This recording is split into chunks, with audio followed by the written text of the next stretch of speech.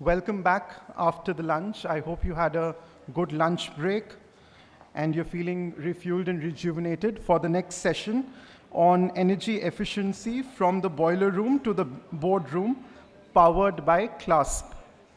The session brings together industry champions for a dialogue on integrating energy efficiency in their processes and products. The discussion will focus on understanding key factors that drive energy efficiency investments and help meet domestic and international regulatory requirements. Also, it will help us understand the impact of energy efficiency adoption on trade, investments, and climate objectives. May I please invite on stage our session chair, Mr. Bishal Thapa, Senior Director, India, CLASP. Sir, please. Mr. Bishal Thapa leads CLASP's engagement within India and across the region to advance appliance efficiency policy, clean energy, and energy access. He has over 2 decades of global experience and expertise in designing, developing, and implementing multidimensional energy sector projects with governments, development agencies, and private sector entities. Our panelists this afternoon are Mr. Manoj Meena, CEO and founder, Atomberg Technologies. Sir. Mr. Manoj Meena founded Atomberg Technologies in 2012. Atomberg designs and manufactures energy-efficient ceiling fans which consume 65% less power. Mr. Meena has been presented with the Global Climate Solver Award by World Wildlife Fund and the National Energy Conservation Award by the Honorable President of India. He has also been featured as part of Forbes magazine 30 Under 30. Mr. Srinivasa Reddy, Vice President R&D, Daikin in Air Conditioning, India. Sir. Mr. Srinivasa Reddy is an industry expert with over 25 years of experience handling R&D, manufacturing new projects and business strategy for commercial refrigeration and HVAC products. He has pursued his BTech in refrigeration and air conditioning and has previously worked in leadership roles at Voltas and Carrier. Ms. Aarti Chopra, Principal, Amity International School, Gurugram. Ma'am. Ms. Chopra is a dedicated educationist with over 28 years of experience as a teacher, mentor, trainer, planner, skill developer, and a tireless worker for the holistic development of children. She has been the torchbearer in amalgamating technology and ICT tools in the learning process and curriculum development. And last, but by no means the least, Mr. Ayaz Kamil, Head, Energy and Performance Services, Siemens Limited.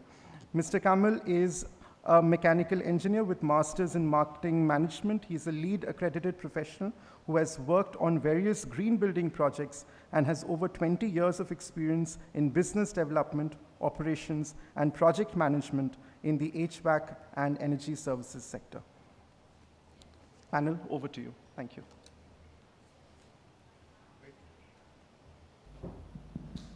Thank you very much. Thank you very much. It's a great pleasure to be here. On behalf of CLASP, I do want to thank AEEE and the organizers for giving us this opportunity to partner with you on this very important session and this conference as a whole. It's great to see you all, and thank you for all the other panelists that have also joined me this afternoon. I'm also told by the organizers repeatedly that if we don't stay on time, they're not going to invite us again. So I'm going to work very hard for us to make sure that we end right on time and also allow some questions from the floor. Most of you, as you've heard, energy efficiency is a little bit a tale about the technology, it's about products, it's about financing. Those are the usual routine.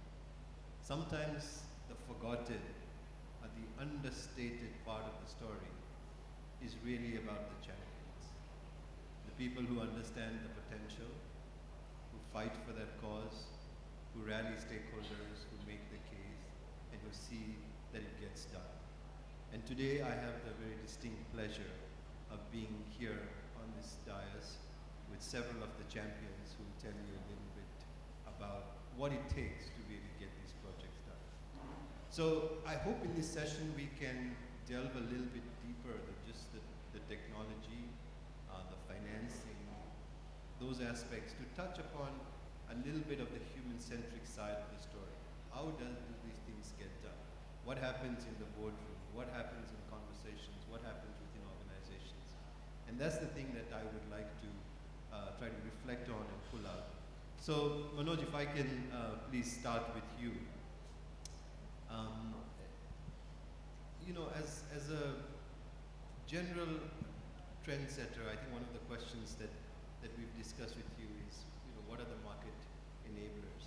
But let me even take a step back. As an entity that is kind of shaping this market, right? How are you even creating these market enablers? What are market enablers for you? How are you thinking about it? And how do you go about crafting it in an environment that's not always there? Yes, so Atomberg is a ceiling fan manufacturing company, and we deal only with energy efficient products. And our technology is based on brushless DC motor, which is fairly new technology in this space. So that itself poses a huge challenge because we were a startup back in 2015. So it was a big challenge to get into a new technology which was little expensive than the traditional one. And already there were a lot of established players in it. But we had a strong faith that energy efficiency is a big thing, right? Ultimately, it is adding a lot of value to consumer in their life. And when we studied it more deeper, we realized that BLDC motor based ceiling fans are able to save almost 65% energy saving to user. And we then further detailed it out in terms of user benefits. Annually, a user can save roughly 1500 to 200 rupees, which is almost 18 months ROI to a consumer. And then they can save throughout the life of fan. Not only that, the fan, 3 of your BLDC fan can run in the same power which your traditional fan is consuming. So that is one part of the story. We have to ensure, as an appliance company, to win in this space, we have to ensure that consumer is making sense. Ultimately, it is helping, it is improving their lifestyle. So energy efficiency was one part, but we were able to integrate a lot of smart features in the product. All of our technologies are based on this motor which requires electronic drive anyway. So we were able to integrate a lot of IoT smart features like remote control and all to add consumer delight. So it could become more acceptable in consumer space. So that really helped us to push this back. I just want one follow-up question to that. You know, a lot of times you hear people say, well, the products are really too expensive, and so therefore this is never going to get sold. And what you suggested is something that, look, I sense it. Maybe as an entrepreneur, as somebody who's looking at this segment, you can feel it intuitively. But how do you translate that into, how do you convince your board members, how do you convince investors that this opportunity is tangible, like we got to go for it? And what did you do, like one or two things that perhaps translated this idea or this notion into something that is very, very tangible that you're seeing today being acted upon? So the journey was not easy. I would say, being a startup, we were running out of fund and we were looking for fundraising for this new idea back in 2015. We would have reached out more than 30 to 40 investors, and who told that it is a high risky situation because it is a very established industry. For last 50, 60 years, people have not seen any innovation, right? It is very similar to lighting industry. LED came and proved itself. So it is the inception of BLDC-based technology in fan industry. So that was not easy, but some of the people had trust on us. More importantly, you have to convince them why overall thesis of product should make sense to consumer. It is of course expensive. Maybe in our case, it was almost 1.5 times expensive to consumer. But there was this thing that the new features which we are offering on the table, like smartness, remote control, better aesthetics to the product. So we were 100% sure that it would click in consumers' mind. Not all consumers might be looking for energy efficiency as a core, right? But you should have a better packaging of the product. So overall, from product point of view, it should make sense to consumer. And that's how there was a good faith, from consumer and from investment point of view, and we were able to roll it out. Great, thank you. Mr. Reddy, if I can turn to you now. I mean, you're leading R&D at a very big organization, which is playing a key role in sort of pushing forward the envelope on energy efficiency. How much, within the R&D, there's so much about, for instance, internet and Wi-Fi and that connectivity. Like, how much of R&D is beginning to move towards energy efficiency, sort of pushing that agenda in R&D? And, every year I'm sure you go in front of the board and say, all right, I need my budget for R&D to do X, Y, and Z. How much are you having to fight to get that budget in competition with other things? Customers also want, like, you smile at the AC and it suddenly turns on. Like, we want that kind of functionality, right? Like, how much of it is functionality for R&D on energy efficiency versus others that you're going to have to compete for within your organization? Interesting question, Vishal. This always happens. I mean, I'm sure Chirag might be knowing that R&D want to always bring the best product to the market, energy efficiency perspective, decarbonization perspective. But always business people push for us, no, cost should not be more than what presently having that. That challenge is always there. But interesting thing is the government of India has bring a lot of regulation to India. And look at the organization today, we have DPIIT, Department of Science and Technology, Ministry of Environment and Forest. They put the very good programs called the Global Cooling Price Program and India Cooling Action Program. And also they have the energy labeling, BE standards and QCO international standards. So government of India is driving as a macro strategy they created for the as a country, what is the direction need to go there. All these things helping little more easy for R&D people to actually to meet these requirements. And there is no other option for the business people to accept that. And in our board meetings also, I mean, even though there is many arguments going on, but government of India, new regulation is definitely helping us as R&D engineer, R&D person to develop the products which is required for the industry, which will help to reduce the decarbonization and also energy efficiency, and also payback period for the end consumer. Whenever the consumer is going to use the ACs, probably inverter ACs 5-star or fixed speed, they have the payback period within 1 or 2 years. All these 6 financial justifications, government regulations, and also industry. I mean, there is a FICI is there, there is a ISRA is there, there is CA is there. Industry also is coordinating with all the partners and communicating what is required for the market. And so this is all things all of us to make the best product available. And how do you catch the pulse of the market and convey to the board that, look, this is where you have to invest? And sometimes that pulse feels faint because half the time, nobody believes that because it's so intuitive, as also Manoj said, it's a little bit intuitive. But how do you take it in a boardroom? Because I'm sure nobody's just interested in. I think always change is a little difficult. To want to transform the industry, to want to drive the industry to the new direction, a lot of pain we need to go through. Probably many people knows that Daikin 10 years back, we first launched the new air conditioners with R32 refrigerant. Probably we are the first company globally and India also. And at that point of time, there is a lot of resistance within the organization. It's a highly flammable refrigerant and A2L refrigerant. There is no infrastructure in the industry.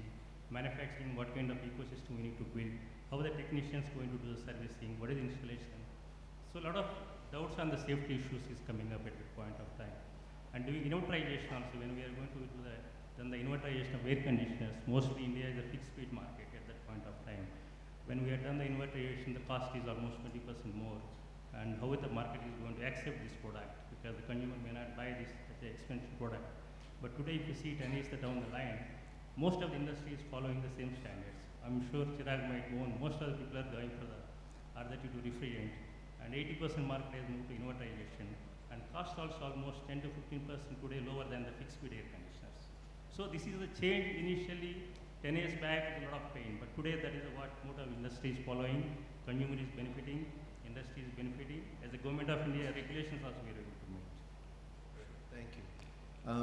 Dr. Chopra, if I can turn to you next, and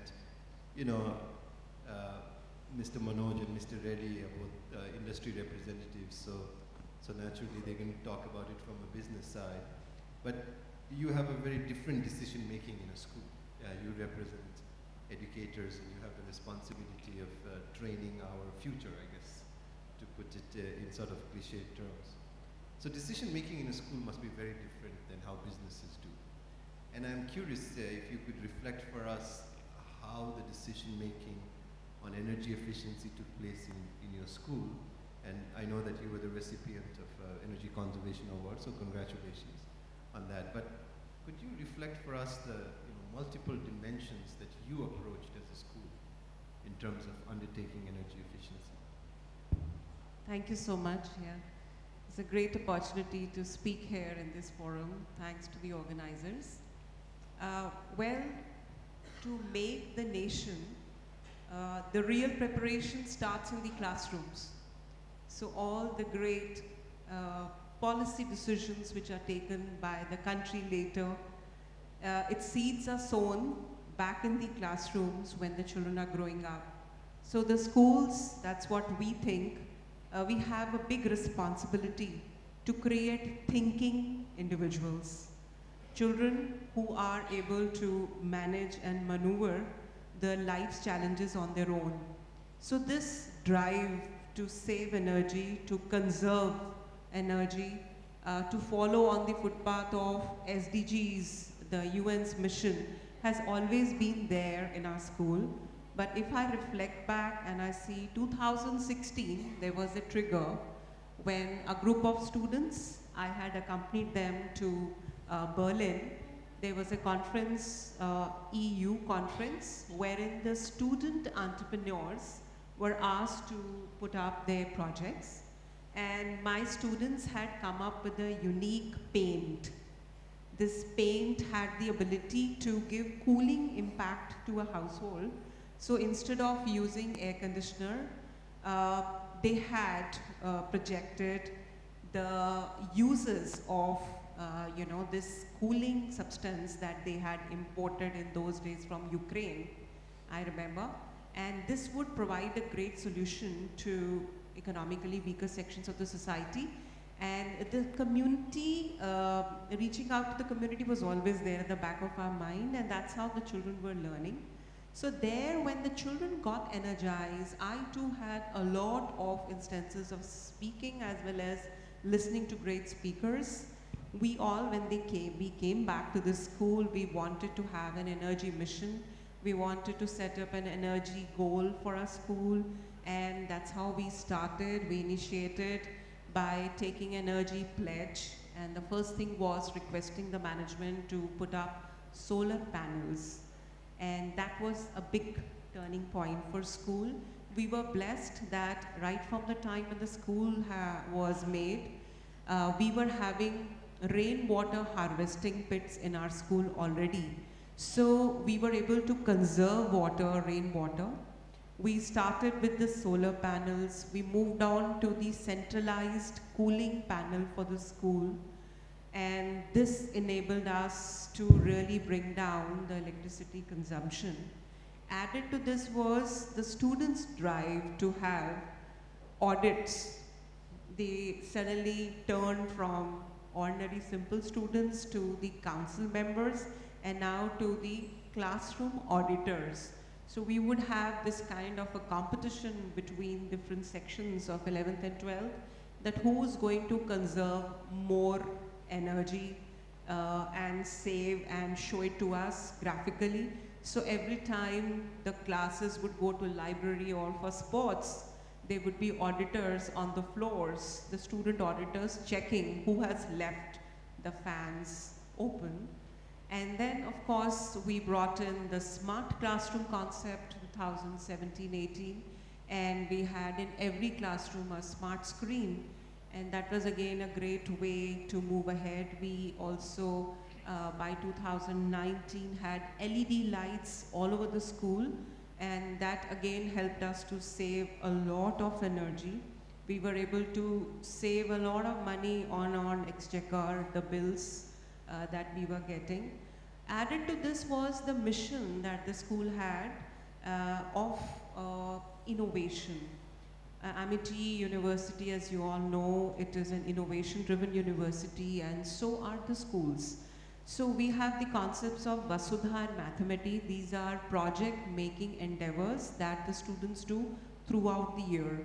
We are blessed to have an Atal Tinkering Lab given by Niti Aayog to the chosen 500 schools of this country. So our children are encouraged to develop projects and put them up at various fronts, and they have been on a winning spree. So the students made simple projects where out of earthen pots, which were masked, with the mud,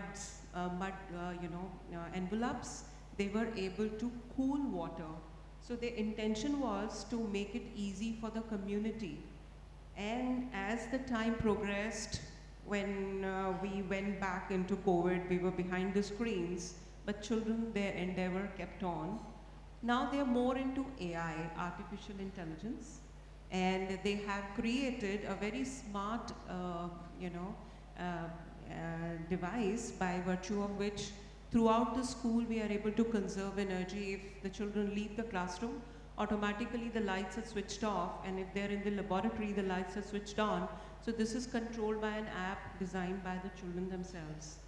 So they all are motivated. They take out rallies twice a year into the local community and apprise the people to conserve energy.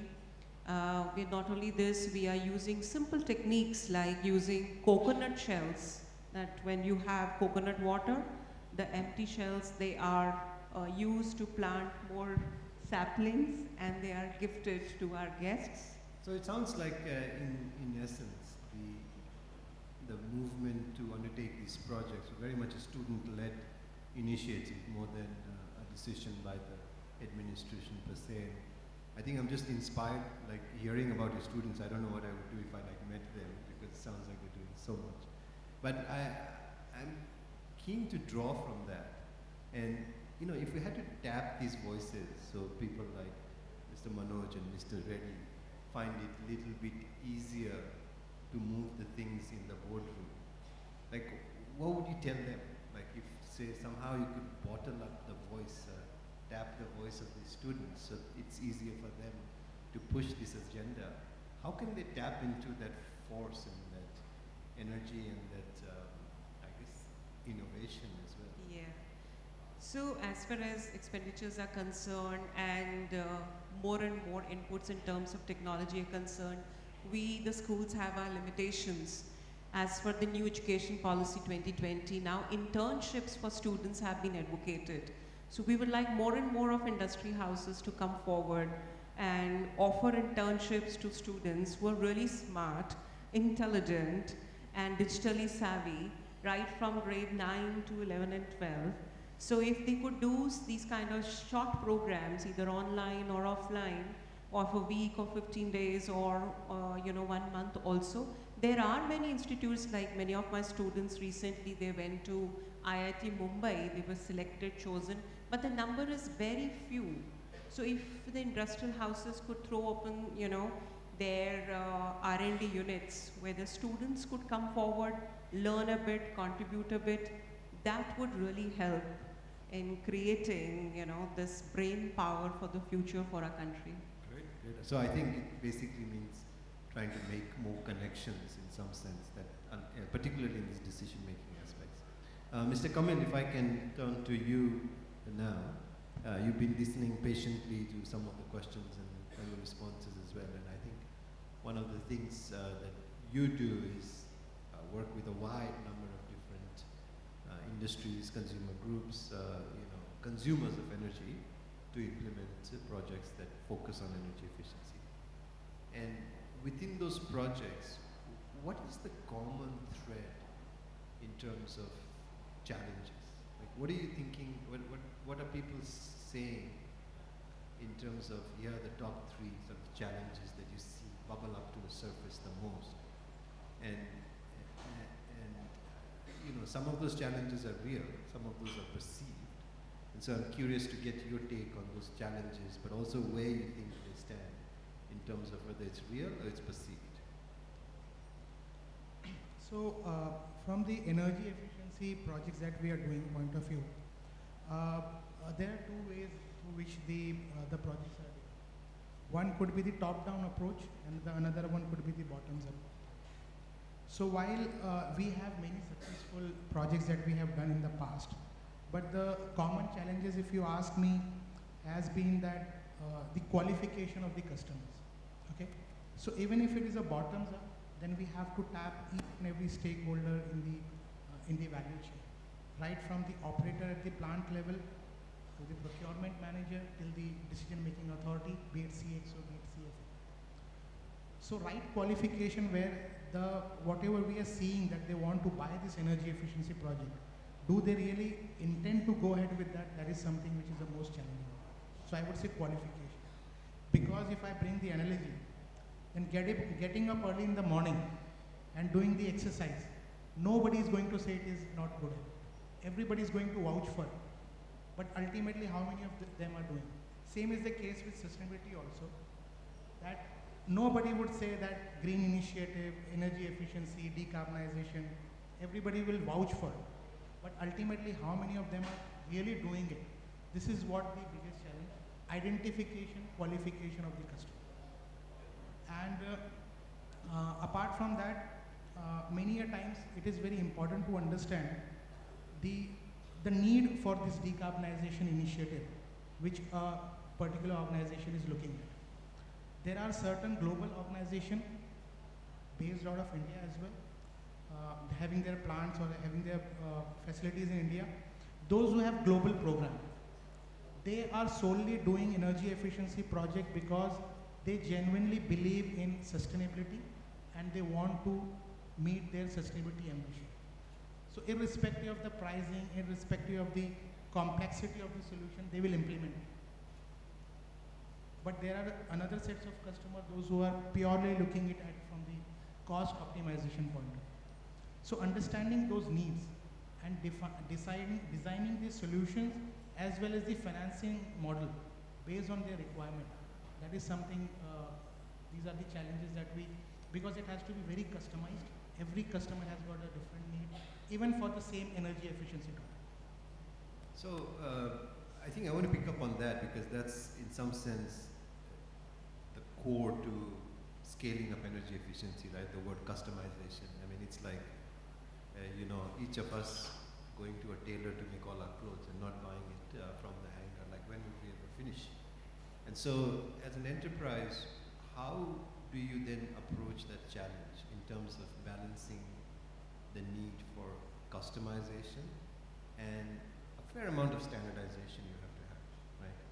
This is where standard technologies come into play, standard approaches, but it sounds like in your matrix set of customers, there's a high degree of diversity in terms of what they are saying, and you're trying to deal with each one of them almost at a customized level.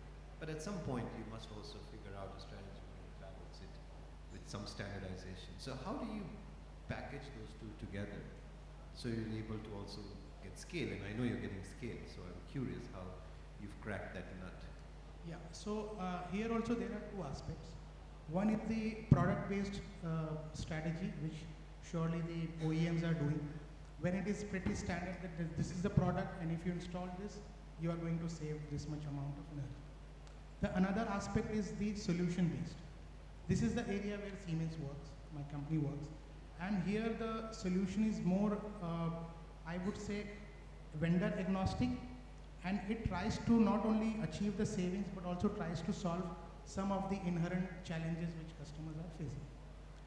So from the technology point of view, yes, there are, for HVAC optimization, there are pretty standard technology which is available with many players. So if we talk about the technology, then standardization is possible. An air compressor, a boiler, an HVAC chiller, entire HVAC plant has got the standardized solutions available in the market, and this is what we tell. An HVAC plant room is there in a hotel also, in a hospital also, in a pharma unit also, in an automobile factory also. So from the solution point of view, yes, there is a standardization. But when we talk about the business model or the financing model, this is the area where the customization comes into the picture. Because there are certain customers, those who say that we don't want to invest a single penny. The complete upfront cost should come from the technology provider. But there are certain customers, those who want to invest into that. They want to upfront give certain advance, and they want to structure the financing model in that fashion. There are certain customers, those who want very short duration. Their simple payback should be less than 2 years, and with financing should be less than 5 years. But there are certain customers like Amul with whom we are doing, they want a longer period cycle for the energy efficiency project that we want to do. So understanding their need, and that is why it is required that connecting at every level in the organization, their CFO, their purchasing manager, understanding their need, and based on that designing the financing or business model. Somebody may be ready for the monthly installment, but there are a few guys also with whom we work, they wanted the quarterly. Some people wanted 6 monthly pay. So this is where the customization what I was talking about. Thank you, thank you. I want to, I guess, do a quick round, second round of questions, and I think let's try to keep it short, just a few minutes response. And Dr. Chopra, I want to start with you, and I guess I'll start with the least favorite part of my school, which is doing all the exams, and so how you measure. I hear about it from my son every day, complaining about his exams and grades and so on and so forth. So it's all about measurement, and I'm curious for you in your projects, how you've thought about the measurement of energy efficiency. And again, yours is quite a multi-dimensional. You're looking at it not just in terms of, you know, dollar and cents payback, but also in terms of the impact you're having on your students, your larger community, etc. So how are you thinking about that very financial, non-financial, and thinking about those impacts? And more importantly, how are you measuring those impacts, if you are? Yeah, definitely we are measuring the impact. The most important thing is the electricity bill that we get, you know. So we have been saving almost 45,000 units initially because of solar panels, which is now increased much. It's doubled up ever since we added LED lights.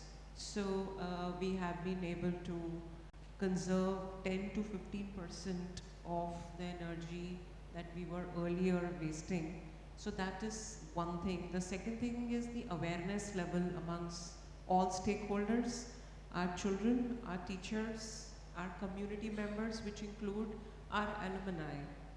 Our alumni are reaching all over the world. They are studying in the best universities and IITs and IIMs of the country. My school started in the year 2003, and right from 2008, I have a whole set of alumni who are giving a great backup to the children who are right now in the +2. So a very efficient alumni meets are held wherein the children abroad and who are here, they provide hand-holding to the students who wish to study further or they want to embark upon certain projects. So in terms of awareness, we are definitely becoming better towards energy efficiency. The energy audits themselves are every month plotted. We have a system by which we share these graphical projections with our management as well as with our parents, the PTA bodies, as well as our school management committee. So we showcase to them how our students are helping us along with the teachers. So that is the second thing. And third thing is the drive towards innovation, you know, to save more and more water, to save energy overall. This year the children are working on carbon emissions as well. Many of them have started coming to school on bicycles who live close by. There is a change in the way the parents approach the transportation. A lot of carpooling is there by non-working moms who are at home. The students have themselves decided that in their households they have created an area which is a detoxing area where there are no gadgets used. So the family sits and chats with each other and are not on the gadgets. Surprising. So these talks are on throughout and children are made aware of. So digital detox is something that children are already doing. So that helps them to keep themselves away from gadgets. So yes, you're right, we need to map it more. But already in terms of awareness and as the innovative quotient is going up every year, the number of awards that the children are winning is going up. Recently, one of my students was adjudged by the Jal Shakti Ministry as the Waterman of India. He received a certificate because he contributed towards conservation of water. And from America's Spirit of Community People, they gave 2 of our students international recognition. So this itself shows that Yeah. children are So sounds like working overall towards it's a pretty robust monitoring method, but still a work in progress, that sounds. Thank you very much for that. Mr. Reddy, I want to turn to you, and I want to pick up actually on the theme that Dr. Chopra had, which is overall there is, as you can tell, there's sort of an increased awareness. I mean, certainly you're seeing it within students, and I think young children are often the decision maker in most families more and more. If you pick up on that awareness, and what can you speak about the changing sort of trends or patterns that you see in consumer behavior? And how is that influencing decision making in terms of the choices you're making towards investment on energy efficiency or other components of your products?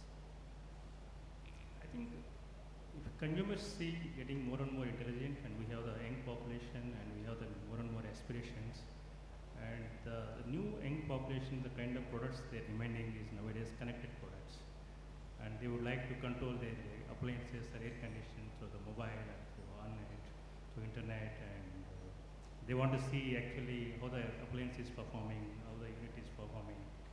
So I think it's more and more connected devices it's happening, and more edge devices. Basically, we are going to connect to the product, and also, and it's a not only the product level, in the buildings level, and go to healthy building. In most of industry speak. Now they are connecting to the cloud side, and collecting the data and monitoring, and going for the what improvements we can take, and to reduce the energy consumption of those buildings. And one is the consumer side demanding for the individual appliances, connected products, and the business community also demanding the connected products, connected buildings, so that once data is back from the cloud, they can see, monitor, and take the corrective actions, either replacement or retrofitment, where they can have the better energy efficiency, and payback period is very quickly. So based on that, R&D team is continuously working to innovate the products around these connected solutions. Thank you for that response. Mr. Kamil, I want to turn to you with that and pick up on that theme. Like, systems are now heavily connected, and also I think based on what Dr. Chopra said, what Mr. Reddy said, that you're hearing is that you're now able to see some of these things. Before, when you talked about savings, it was like some abstract thing somewhere. Like today, it's hard, right? Even a number you can see. How is that, as you're seeing for consumers, that influencing decision making? And how are you in your projects trying to ensure that it is these hard numbers that they can see, not just some abstract concept of savings, or other measures of sustainability that you're providing as part of the project? Like that must be the thing you put quite front and center, right? It's all about dashboards. But how do you see that also influencing decision making? Yeah, so there is a line called, if sustainability is hard, then digitalization is the brain. Okay? And in order to achieve the sustainability ambitions, decarbonization, digitalization has a very important role to play. So when we talk about the MNV, when we talk about the data which is coming on to the system, how are we going to analyze them? So a digitalization is playing a very important role in that. And when we talk about the digitalization, then the IoT-based platform, be it cloud-based platform, which are continuously gathering the data from the various energy equipment, energy consuming equipment that is coming onto these platforms, and a continuous monitoring and analysis is being done by the experts.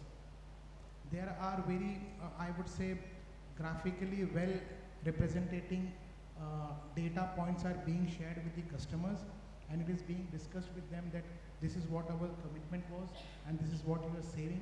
In terms of CO2 reduction, it amounts to this much, and this is how you are gradually approaching to your sustainability. Yeah, it is very traceable, and the digitalization has enabled it. It could be minute by minute, it could be second by second.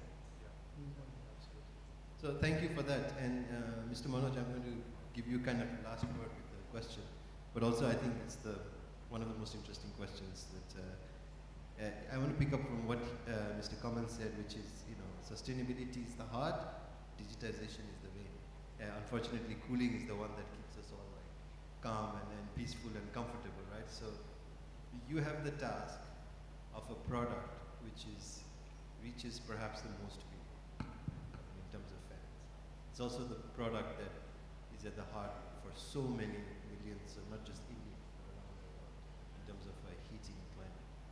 And you hear about all these things, digitization, etc., but you got to keep the product cheap so everybody can buy it. And how do you balance all of that into making sure that the product remains accessible? And what is your narrative for investors, stakeholders, in terms of saying, look, I got to put in all this new funda, but I got to make the product accessible? Absolutely, a very important and the toughest question, because we have been exploring the answer for the last many years of this particular question. How to Guessing make you already have the answer. Yeah, now I have. See, one thing is we were a group of tech-focused people, and we wanted to do something different. So we were not biased toward the previous technologies and what the industry has been doing so far. Being BLDC fairly new technology, we were sure that it is going to be expensive, but we had a vision or a visibility how it is going to be affordable. So that is something we visualized back in 2015, and we see this thing happening now. The delta difference between the previous technology and the new technology is coming down, right? Because we were sure that the new technology is not more dependent on commodities like copper, steel. It is more about optimizing the commodities, and electronic cost is going to come down. We have been continuously innovating on it. We are sitting on 6th generation of our motor today, which is much more cost effective than the previous generation, better performing, and mass manufacturing. And it has been learning every year, because so far we would have manufactured and sold more than 5 million units installed across India. And fan is the product of every home. Every home, like 3 fan to 5 fan, you will have it everywhere. And almost 20 to 25% of energy consumption in regular average household in India is consumed by ceiling fan. It is a big number. And we were led with this mission that now we are with technology. Let's make it affordable and reachable to most of the people. And that mission always, I would say, motivated us, and we keep pushing it, identifying right investors who had vision and understanding about the technology and all. So that's how it is. Today, I would say we have made it super affordable. There are more than 15 million happy customers today with us, and people are loving the product. One of the challenges we were facing earlier was it was a new technology, so people were reluctant to buy it. And this year, January 2023, we have this mandatory star label on all the ceiling fan. All the ceiling fan manufactured and sold now are going to be BEE star rated. And this product which we are making, it is 5 star. The previous one will get 1 star or 2 star. So communicating this thing has become super easy to consumers. So we see this thing is going to revolutionize fan industry the way LEDs has done lighting industry. Great, thank you. So I think you've heard some of the great responses, and I'm sure after 2/3 of the session, we haven't even scratched the surface yet. So I would really welcome some questions now from the floor.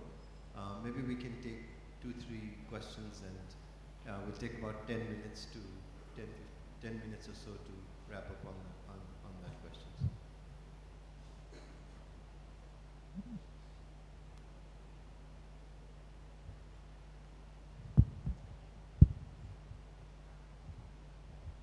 Prabhat Goel from Eurowind Certita Certification. I have seen scaling of energy efficiency being done in India very successfully by BW for room air conditioners, assisted by CLASP in designing the star rating system. Although it sort of eased out a lot of the boiler room people who were into air conditioning manufacture. Today, we are faced with the similar situation for the larger chillers, air handling units, and what have you, which consume a lot of energy in the buildings. So the rightful way would be to get into energy labeling and use more energy efficient equipment. My question to you is that without the infrastructure being in place for labs and other things which can truly determine or measure the energy efficiency of these particular equipment, benchmark it one against the other, it is the large corporations that are running away with the schemes. How do we put things in place so that we have the energy efficiency objective and support our MSMEs? I'm talking here on behalf of the MSMEs.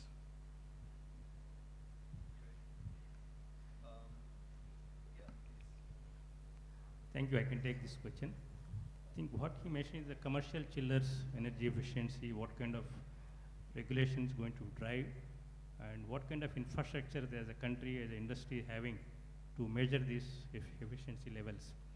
You know, if you go to commercial chillers, today we have the building codes, so like ECBC is there, ECBC Plus is there, and there is Super ECBC is coming up. So these kind of building codes, already there is energy efficiency guidelines are there. Now BE also coming up the new guidelines for the chillers. Right now it's going on voluntary basis. I'm sure it is going to come up with a new regulation for BE, along with similar kind of room air conditioners. And in going forward, you can see that there is huge improvement in the, of course, in the commercial chiller side. Similar way air handling units, and the whole ecosystem will develop gradually. But as far as the infrastructure is concerned, I think probably he's right. We don't see many huge facilities today to test the really large chillers up to 1,000 tons, 500 tons in India. But probably I can say proudly that Daikin is coming up with the huge 2 chillers up to 600 ton capacity. Probably by December we are going to set up those labs in India. I'm sure similar way other people also will work on that. But yes, that kind of infrastructure need to build, and government side also some kind of regulation initiated. That will be great idea to drive this. Yeah, so adding to Mr. Srinivas, in our industry, especially in fans, and now we are also with mixers and grinders, again running on our brushless DC motors. The measurement infrastructure is not a big challenge to do the performance benchmarking and all.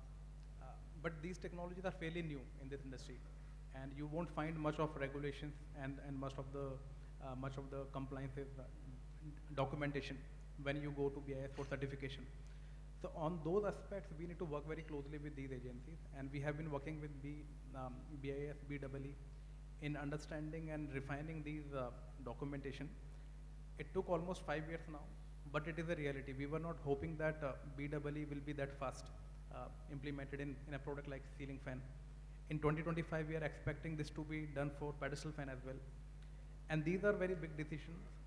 The agencies are also willing to do it. All they need is maybe right industry champion who is able to push, take some risk and prove it, work with them. So I think things are happening. In our industry, definitely a lot of things have changed now.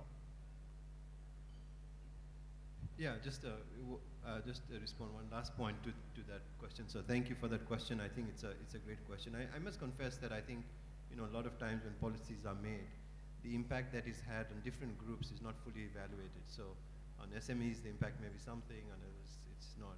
I would say that the way that I think like the labels, for instance, are done because they provide a voluntary period, there should be some space in which we can work with SMEs to enhance their capacity to be able to address those. But I think one of the things that perhaps we should do as an enhancement, and perhaps it's not done enough, is to think more actively about when a policy is released.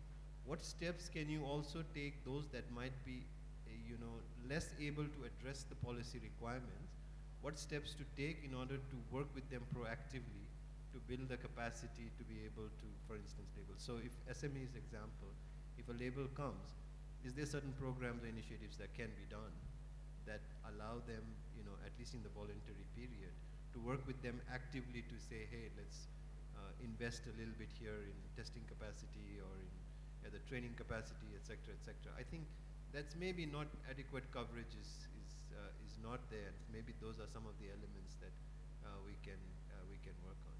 So, but let's continue that discussion. I think it's a great question. Thank you. Yes, Sure. please. Yeah, thanks. And I think we'll just close this as the Sure. last question. Go ahead. Thanks. Bhaskar, AEEE. Question for Siemens, CLASP, and perhaps Daikin.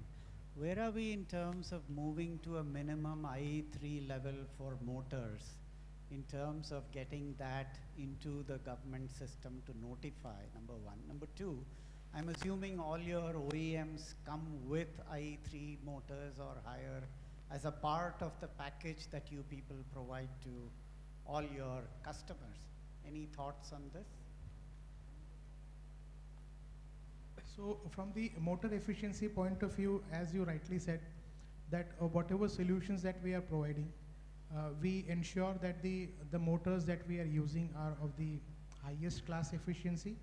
Not only that, even certain technologies, for example, there are a lot of axial fans and some electronically commutated fans which are coming up in the market, replacing the conventional motor, wherein these are our plug fan terminology that we use. So they are also in the range of what efficiency IE4 can offer. They are into that range. So it is given that now whatever, even the new, I would say the greenfield project that are happening, so it is by standard that it is always IE3 plus efficiency level that is being used in the projects. So that is what the norm is. Do you have anything to add on that? No. Yeah. I mean, I think from CLASP side, what I can say is, I mean, obviously I can address what I think government will do or not do, but this is something for us is a focus of ours quite extensively, not just in India but across. We know that it's tremendous reach, there's tremendous potential. It's also a very difficult sector in the sense that it's a very diffuse industry, right, with many standard and non-standard products, and where SMEs, for instance, could play a big role. And so how do we, if there's any policy effort, to make sure that no one is left behind by that policy?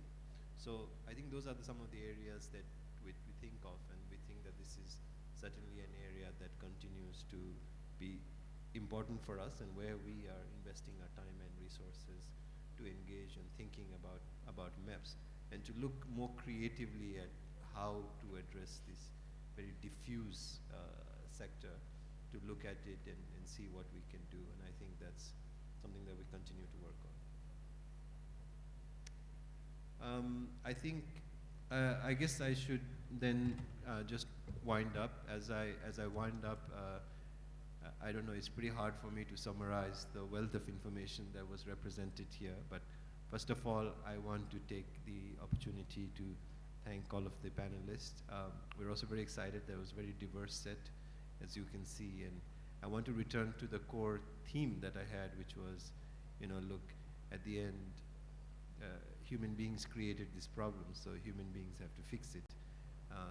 The tools are there, the technology is there, the advancement is there, all of those elements are there, but it really requires champions to be able to push it. And I think what we're seeing here, and some of it is, you heard, is that it also requires a lot of interconnectedness.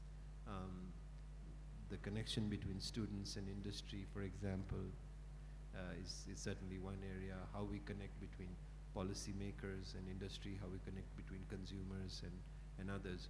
So within all of this, I think we have to continue to remind ourselves is that this challenge is a very human-centric challenge, and it also requires a very human-centric leadership.